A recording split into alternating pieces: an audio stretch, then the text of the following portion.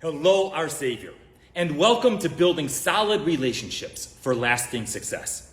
In our last session together, we talked about the masters of relationships and the disasters of relationships. And we identified the research of John Gottman and his research team at the University of Washington. They stated that you need a ratio of 5 to 1.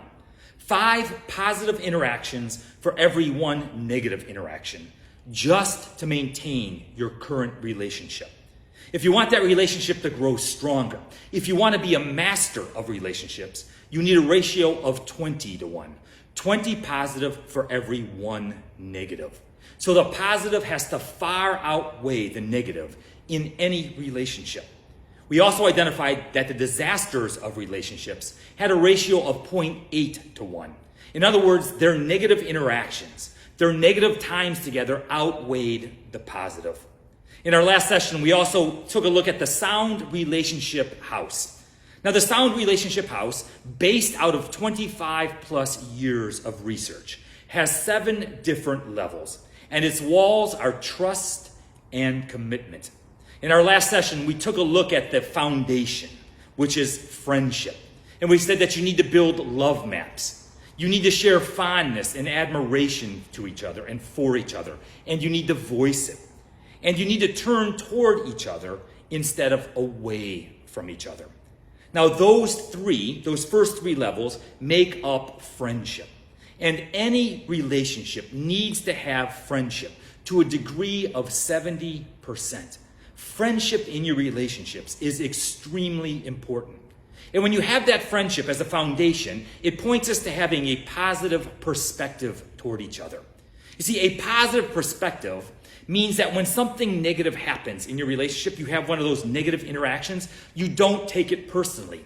You have this positive sentiment override. You give your significant other the benefit of the doubt. You're not always looking for the negative, but you're looking for the positive. You see, you need positive perspective for repair attempts to work. Do you recall what a repair attempt is? Sooner or later, we are going to cause offense. Sooner or later, we are going to hurt each other. We're going to think an unkind thought. We're going to speak a hurting word. Or we're going to do something that's going to cause hurt and offense. And so a repair attempt is our attempt to make that better, to seek forgiveness, to repair that which was damaged. But if you have a negative perspective, okay, that negative perspectives are always looking for the negative. They're always looking for what's wrong. They're always looking for what needs to be fixed because the foundation, the friendship, is not working. And so it is imperative that we focus on developing a strong friendship with our significant others. So the next level, the 5th level, of the Sound Relationship House is how do we manage conflict? Okay, in other words, we need to accept our partner's influence. We need to be able to have open dialogue about our problems and about our issues. And we need to practice self-soothing techniques. It's interesting because research shows that the arguments that you have, the disagreements that you have with your loved one, is a perpetual problem. 69 to 73% of the time, you will argue about the exact same problem, and you will do it in the exact same way. Now, the good news is we normally do that with about 80% stability. That means when you first meet somebody, and you're developing that relationship and it's growing stronger, and you're thinking about maybe entering into marriage together, that the problems you had when you first met, those things that you argued about, those things that you had those disagreements about, you will maintain all throughout your relationship. So when you get married and those issues that you have, you can count on those for 40, 50 years down the line. And what's really interesting is the things that you once found attractive about your spouse, they're now intensely annoying. Have you ever experienced that? I mean, my wife, Suzanne, I can remember she can talk to anyone. Okay, she's very friendly. She will open up a conversation with anyone. I have a gift. I can walk and talk at the same time. My wife, I remember going into Publix once to buy a half a gallon of milk as I was waiting out in the car. She was gone for like 45 minutes. I actually went into the store looking for her as she's standing there just talking with church members. See, she engaged. And one of the things that I really found fascinating about her, one of the things that really attracted me to her, was her ability to talk. Was her friendship, was her friendliness. But now, all of a sudden, here it becomes extremely aggravating. You see, many couples, when we bump heads and we have those disagreements, we enter into what's called gridlock. In other words, we're not making any progress. Maybe you kind of dig in, and it's like you just can't seem to solve or come to a compromise in any way. Normally, when there's gridlock in a relationship, okay, there's some type of hidden agenda that's there, or there are hidden issues that are not coming to the surface yet. Okay, so for instance, if you're arguing about a credit card bill, and one says to the other, I really don't like how much money you're spending, or I really don't like how large the credit card bill is and has been for the last several months. It may not necessarily be an argument about your spending or about money. The issue could be a hidden issue. It could be a fear of bankruptcy, or a fear of losing a job, or whatever it may be. So the issue that always presents itself is not necessarily the issue at hand. There are hidden agendas. And so if you find yourself spinning your wheels, if you're discovering that you just can't seem to come to a compromise on something that you're arguing about, if you're feeling rejected and like your spouse just is not listening to you or not respecting your opinion, maybe there's a hidden issue there that you just simply need to delve into just a little bit deeper. And I'll give you a technique for that in just a little bit. But see, when it comes to managing conflict, we need to let our spouse, we need to let our loved ones influence us. We need to be able to actively listen, to hear what they're saying, to process it, to talk it out, and to let them influence our decisions and even our conclusions when it comes to an argument. We need to maintain a good sense of humor. A proper and good sense of humor can oftentimes diffuse an argument, can work as a great repair attempt, and just alleviate stress. Stop the argument from escalating and becoming more heated. We need to share the driver's seat. When we are talking to our loved one, we need to share the driver's seat. In other words, we need to honor and respect the other. We can't always be in control. We cannot always direct or drive the argument or drive our opinion across the finish line. See, when disagreements arise, we need to take one step toward each other, not like this, but we need to be turning toward each other, taking a step toward each other. We need to be able to talk it out, treat each other like you would treat company. We need to be polite and treat each other with respect. When you're having one of those significant discussions, I want to challenge and encourage you, remember, a soft startup, normally ends well. Masters of relationships practice a soft startup, where they might start with something like, I feel overwhelmed when this takes place. That's a soft startup. And when you have a soft startup, the conversation normally proceeds extremely well, and it will end well. It'll end in compromise. If you start up with a harsh startup, when you kind of point your finger, you speak accusingly, or you say things like, you always, when you start harshly, it will end harshly. The argument will not come to a good conclusion. I think oftentimes when we do cause offense, and maybe things do start harshly, we need to stop, and we need to make the repair attempt. And sometimes we even need to formalize our repair attempts. For instance, if you're having a discussion, and the discussion is becoming more and more heated, more and more energized. When a discussion begins to get out of control emotionally, that's when we say and do the things that are going to cause offense, the things that are going to hurt the other person, the things that we wish we would have never said. And so one of the ways that you can formalize a repair attempt, one of the ways that you can de-escalate an argument from getting out of control is you call a timeout. And you can even use that terminology. Even use the hand signals, time out. In other words, what one of you is saying is, we recognize that this conversation is getting more and more heated, that it's escalating, that it's getting out of control. And time out simply means that you break away from each other for 50 minutes. That's 50. It takes 50 minutes for your body to physiologically calm down. And so you break for 50 minutes. You go to your happy place. You do whatever it is that you need to do to calm down. You're not going away and developing your closing arguments. You're not going to give thought to, well, I'm going to say this and I'm going to say this. No. You need to go and physiologically, emotionally calm down. That may mean you go on a bike ride. You go for a walk. Whatever it is that you do to self-soothe, to calm down, you need to go and do. Then after 50 minutes, you come back and you begin the conversation again. If it quickly gets out of control and begins to escalate, that's okay. You call another time out. Once again, you separate for 50 minutes, you calm down, and then you come back and complete the conversation. Oftentimes when you do that, when you stop an argument from escalating and getting out of control, compromise can be reached. So I think it's important, practically speaking, that we schedule family meetings. Everything that's important in our life, we schedule. I mean, you can look at my calendar on my iPhone, and I've got appointments scheduled all throughout the week. We're used to scheduling appointments, but oftentimes with our family members, with our loved ones, we don't schedule those appointments. The ones we love the most are often the ones that we take for granted, right? And so it's important that we schedule a time. Okay, so if it's you and your spouse, wait till the kids are in bed, or wait till you can be by yourself and just schedule an appointment, a family appointment, a time where you can just sit and talk. Maybe you can talk about the business of the day.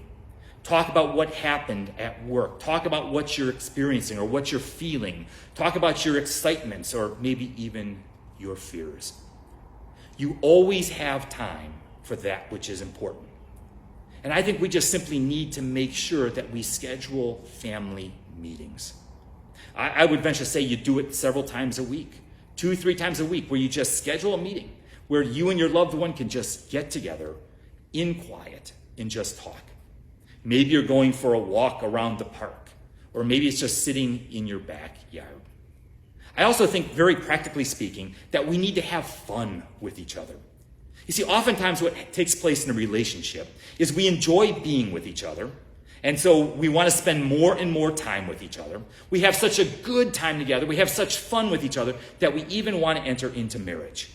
And then oftentimes what takes place is all the responsibilities of life, our work responsibilities, the children responsibilities, they all take priority. And we lose the ability to have fun. We come home after a long day at work, you might be tired, you might just feel stressed out. And then all of a sudden the interaction that you're having with your family and with your loved ones is negative. It's stress-filled. We need to make sure that we take time to have fun. If you've been married for quite some time, think about what it is that you used to do when you first dated, and then do more of it.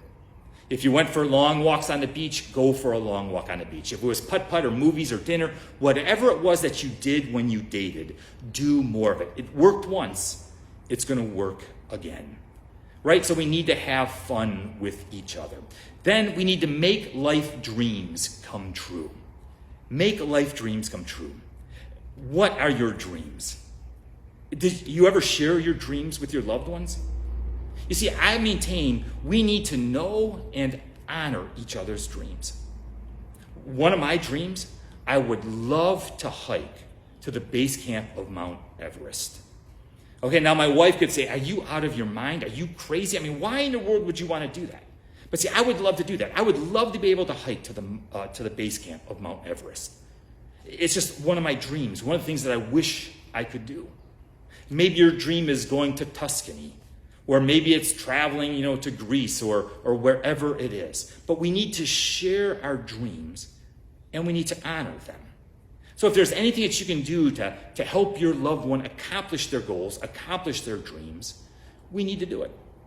Now, if my goal was to go to the base camp of Mount Everest, my wife may not want to go, but that would not prevent me from doing it. Right? And then we need to create shared meaning. Okay, this is the top level of the sound relationship house. In other words, creating shared meaning is building a life together. It's developing those family rituals, those shared symbols.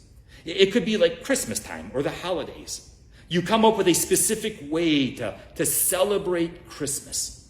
It becomes a ritual. It's something that your family does together. There's actually a book out there called The Intentional Family. And The Intentional Family identifies formal and informal rituals. Things that you can do every day that build meaning, that will strengthen your relationship. If you think about it, oftentimes, the very first person to greet you when you walk in the door at home after a long day at work is your dog, right? I mean, I've always had dogs. And as soon as I walk into the door, I scream something like, "Hello, family." And as soon as I say that, my dog will come running. And my dog is excited. My dog will say, "He's home, he's home, he's home. I can't wait to see him." And she'll kiss me and she'll be right there at my feet. She is the first one to greet me when I walk in the door. What if you greeted your spouse like that?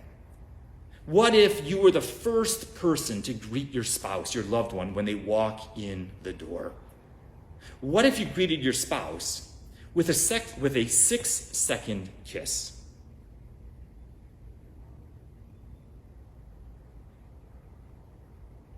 You see, that's a kiss worth coming home to, isn't it? I mean, that's a ritual that we could develop. Kissing our spouse when we leave, kissing them when they come home. It's an informal ritual. It's kind of interesting. Research shows us that 2/3 of families do not eat dinner together. And even those that do eat dinner together, they're sitting on the couch with the television on in front of them.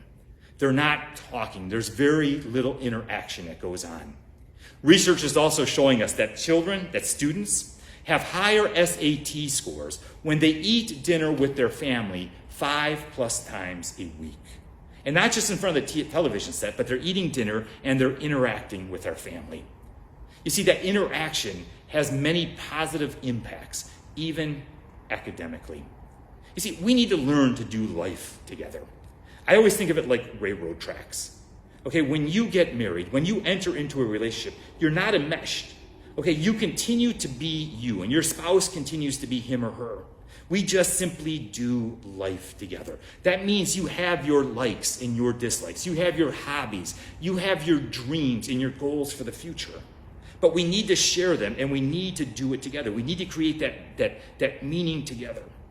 Okay, because what takes place is if you're not running parallel, if you're not doing life together, if you're not sharing with each other and encouraging each other, just even the slightest little tick-off over a period of time, and sometimes over a very short period of time, you're far away from each other. And so it's imperative that we share with each other, that we talk to each other, that we share our dreams and our goals. I mean, for instance, maybe you want to continue to go to school, and you want to pick up extra classes, and you can even do it online. But you know what? That's still time, right? That's still money. That's still papers that you have to write and books that you have to read. Okay? And so, yes, if that's a goal, you need to share it. You need to plan for it. You need to move forward together. Otherwise, once again, just one little tick off, and all of a sudden, you're far apart from each other. You see, every day we need to do just the little things. And those little things can make a big impact. How you relate to one another. Just the little things can make a big impact. I can remember when I was a kid, my mom would have honey-do lists for me. And she would come down and she would wake me up in my room, and it would be at like 6 a.m. right before she went to work. She would say, Paul, I need you to take this bill here. This is before internet. I need you to take this bill here, and I need you to go pay this bill here, and I need you to go here. And oftentimes they were on opposite ends of the city, right? So when she woke me up and gave me a honey-do list with this laundry list of things that I needed to accomplish that day, I was half asleep. How do you think I responded? Not very well. I would wake up aggravated. It would ruin my whole day. I could not even remember half the things that she told me to do, right? But if she would have woke me up and said, hey, honey, here's some breakfast. Hey, I've got some things I need you to do. Can you accomplish these for me? It probably would have changed my entire perspective and would have impacted my day differently. You see, just do the little things every day. Maybe you greet someone differently. Maybe you say goodbye to them. Maybe you just write a little note, a note of encouragement or a little love note, and stick it in their briefcase or in their lunch. Just those little things can make a big, big difference. I mean, just asking questions like, what are you up to today? What's going on in your world? Just staying connected with each other. Engage in stress-reducing conversation. That means that sometimes you need to table some of the conversation. Now, what that means is if you're having a nice night out, or you're sitting down and you're just engaging in some stress-reducing conversation, you're just, chit-chatting with each other, and all of a sudden somebody says, hey, I got the credit card bill today, you can table that. Okay, and tabling simply means you put that on the back burner until the next family meeting. Okay, so it doesn't mean you dismiss it. It doesn't mean you put it on the back burner and you never address the issue, but you address it at the next family meeting. All right, so that's called tabling. We need to communicate admiration toward each other. Tell your loved ones that you love them. Speak it, verbalize your appreciation. Thank you for driving me to work, or thank you for cleaning up the kitchen, or thank you for, putting away your shoes, whatever it is. Recognize admiration. Recognize fondness and speak it. I also think it's imperative that we show affection. So often we don't do this. Show affection to each other. It might mean a kiss. It might mean holding hands or just putting your arm or grabbing hold of them, just touching each other. We need to show affection. Spend time together. So often we become so busy. We have so many responsibilities. We're going in so many different directions that we neglect spending time with each other.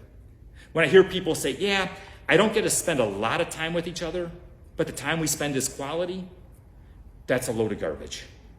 You cannot have quality without quantity, right? We make time for the things that are important. We need to make sure we spend time with each other. That may mean you need to say no to some other things. You may need to say no to some other responsibilities or pull back, but we need to spend time with each other. Men, housework. Housework, I've shared with you this before. Pay attention because this is important. Guys, husbands and wives, there's a direct correlation between sex and housework. Men, the more housework you do, the more help you are around the house. There is a direct correlation to that and good loving, right? Because stereotypically, a female will work outside of the house. They will take care of the children, and stereotypically, they do the vast majority of chores and housework, which simply means our females are tired. They're worn out. They do have a headache, all right? And so in order to combat that, the more that you do to help with child rearing, child care, and housework has a direct correlation on your relationship. It's kind of interesting, too. John Gottman and his research team, they talk about the stages of love, okay, when it comes to relationships, psychologically speaking, right? They say stage number 1 is you fall in love. And there is a big biological factor to falling in love. It's oxytocin in our systems, right? If somebody looks nice, they smell nice, and all of a sudden they all start firing off in our minds. And so that first stage of love is they can do no wrong. You love everything about them. They smell good. They look good. They're pleasing. It's like it's appetizing, right? Okay, and there's this biological impact that goes on. It's kind of interesting. You can buy oxytocin on the internet right now. And you can actually squirt it up your nose. And research is showing that when you take in oxytocin, that used car salesman can come to you and sell you a bill of goods, and you're more likely to buy them than if you did not have the oxytocin.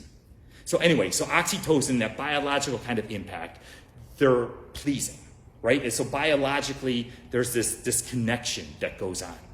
And then the second level is trust, okay? And that level is where some of the things that you always used to love about them just kind of drive you crazy a little bit. There might be a little bit of buyer's remorse in there. But it's interesting because longitudinally, research over 6, 10, 12, 15 years, okay, the second level is trust. And the question is this: will you be there for me? I mean, what a powerful question to sit down and talk with your loved one, isn't it? Will you be there for me? Or to just give the reassurance that I will be there. But will you be there for me? The third one is loyalty, right? So the first is you fall in love, it's biological. Then the question is trust. Will you be there for me? Then are you loyal? Okay, and we show loyalty by cherishing our partner, by celebrating them, celebrating your relationship, celebrating what you have. It's by voicing and nurturing gratitude, ways of saying thank you, ways of identifying what it is that they've given and done for your relationship. We minimize the negative qualities of our partner. We minimize the negative qualities of our relationship. We have that positive sentiment override. We're focused on the good. We're focused on the positive and the strengths. Okay, and so that's the third stage of love, having loyalty and showing loyalty. All right, and commitment kind of holds them all together. Commitment is your all in. You said it in your wedding vows. For better, for worse, in good times and in bad, in sickness and in health. Right? I am all in. I am there. I am totally in the journey, and nothing is going to make me turn away from you. There are no ifs, ands, or buts in our relationship. Another powerful question: is this till death do us part? And to sit down and to talk it out, because that commitment is no matter how bad it gets, all heck could be breaking loose. I am not going to leave. I am not going to turn away from you. I will be here every step of the way. I am totally, fully, completely in, and nothing is going to pull me away. So I told you earlier that I teach you a technique, okay, to help you engage in open, honest communication. Okay, this comes from the University of Denver, okay, Stanley and Markham. They have a system called PrEP, Prevention Relationship Enhancement Program. Once again, developed after 25, 30 years of research and experience. And so they say that one of the ways you build a strong relationship is you alleviate stress. You stop discussions from escalating and getting out of control. And one of the ways that you do that is by adding structure to your dialogue, adding structure to your conversation. This will help enhance open communication, right, and active listening skills. All right, and they call it the speaker-listener technique. All right, so I'm going to teach it to you real quick. I want to encourage you to go ahead and try to practice this with something minor, like where do you want to go on vacation? Or where do you want to go to eat? Okay, and so practice it with something minor first. Okay. Now, I know that this sounds and it's going to feel kind of uncomfortable to you right now. It doesn't feel natural. All right, so I really want to encourage you, go ahead and try to practice it, okay? And you will see that if you use this, if you practice it, that eventually you'll start to incorporate it into the way that you dialogue with your loved one without you ever even thinking about it. You begin to pick up the skills and practice them and just simply employ them naturally. All right, so here are the rules for the speaker-listener technique. First, the rules for the speaker. You speak for yourself, and you don't mind read. All right, you keep statements brief, you don't go on, and you stop and you let the listener paraphrase. All right, so first of all, you need to identify who is the speaker and who is the listener. And you could take something simple. It could be a pen, it could be a coffee cup, whatever it is. And who's ever holding the pen, who's ever holding that object, you are the speaker, right? And so the speaker speaks for themselves. I feel sad when you do this. Or I'm feeling scared because of the economy or because of whatever it is. You speak for yourself. You're not mind reading. You're not telling the listener what it is that he or she thinks or what he or she is feeling. You speak only for yourself, not for them. Okay? Your statements need to be brief. Okay? It's short sentences, 2 or 3 sentences at a time, and then you stop. Okay? And you let the listener paraphrase. So you don't go on and just open up, the floodgates and just talk for 15 minutes and then stop. No, it needs to be very short, brief paragraphs. 3-4 sentences, and then you stop. Now the rules for the listener is you paraphrase what you hear.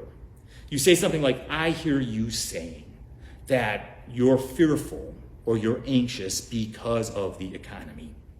Okay, very short and simple paraphrases. You're not adding in your interpretation. Okay, you're focused on the speaker's message. You're not rebutting what they say. You're not defending yourself. You're not trying to come up with an explanation. You're not trying to come up with an answer. You are simply paraphrasing what the other person is saying. All right? And so you do that for a few minutes, let's say 3-4 times, right? And then you share the floor. So the speaker, who's ever got the object, the speaker has the floor. The speaker speaks, the listener listens. So the speaker keeps the floor while the listener paraphrases, and then you share the floor. So 3 or 4 statements, you give the other person the object, and then they are the speaker, and the other person paraphrases. Now, once again, I said I know it sounds unnatural, especially for you guys. I know you're not going to want to do this, but even if you just practice this with something simple, okay, and just kind of, you might joke around a little bit, but just practice it. And eventually the techniques will start to come out and you'll do it naturally. I saw this at the University of Florida. I was in the marriage and family clinic, and I had an earpiece in, there was the one-way mirrors, and I had this couple in front of me, and the couple was talking, right? And they were arguing about their 16-year-old daughter driving.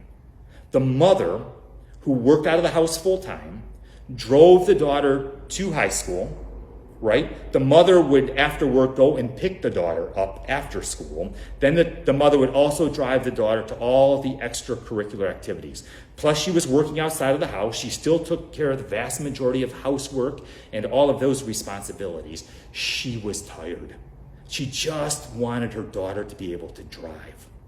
Her husband, who was a retired police officer and was now working as an insurance agent, outright flatly refused. It came to this point to where the couple was arguing so badly that they went to counseling because their relationship was struggling. The mother wanted the daughter to drive. The father was outright saying no. And they spun their wheels. They got stuck in that gridlock, right? There was no breaking loose. There was a hidden issue there that they just were not getting to. When they employed this technique, the speaker-listener technique, it came out that the mother, who was driving her daughter to a private school 8 miles each direction, was just overwhelmed, stressed out, tired. She was done. She couldn't take it anymore. She was at her wit's end, right? She was just going, and there was no end in sight. Okay, and as she shared that, the husband, the father, it finally came out that as a police officer, he was the first one on the scenes of an accident. That as a police officer, over his career, he saw many people severely injured and even die because of car accidents. And also as an insurance agent, he knew the statistics that young drivers were in more accidents. He was fearful for his daughter. But as they began to talk, and they got to those hidden issues, their fears and their needs, they were able to come up with a compromise. And the compromise for them was, as long as the daughter maintained a GPA of, I think it was like 3.6, and as long as she stayed out of trouble, and there was a couple of things that she had to do, that they would allow her to drive to school and back only. And after she did that for 6 months, and she proved herself to be responsible, then they would broaden out the area that she could drive. By employing the speaker-listener technique, they were able to dig under the presenting issue to the real issues, to the hidden issues. They were able to identify them, and they were able to come to a compromise. It's a powerful technique that, once again, I know it feels unnatural, but it has been proven to work through research for the last 25 years. Hey, I hope this has been informational, that you learn some practical things that you can employ, things that you can do right now to strengthen and to build strong, healthy relationships. I'll talk to you soon. You have a great day, and God bless.